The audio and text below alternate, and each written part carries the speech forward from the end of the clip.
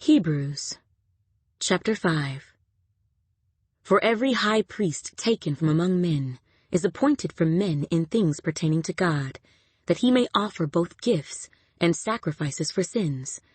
He can have compassion on those who are ignorant and going astray, since he himself is also subject to weakness.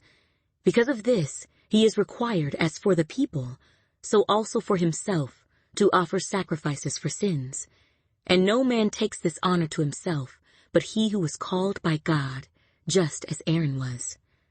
So also Christ did not glorify himself to become high priest, but it was he who said to him, "You are my son. Today I have begotten you." As he also says in another place, "You are a priest forever, according to the order of Melchizedek," who, in the days of his flesh, when he had offered up prayers and supplications, with vehement cries and tears to him who was able to save him from death, and was heard because of his godly fear, though he was a son, yet he learned obedience by the things which he suffered.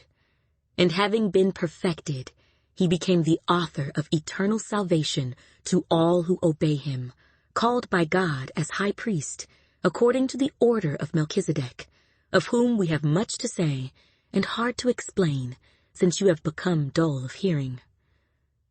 For though by this time you ought to be teachers, you need someone to teach you again the first principles of the oracles of God, and you have come to need milk and not solid food.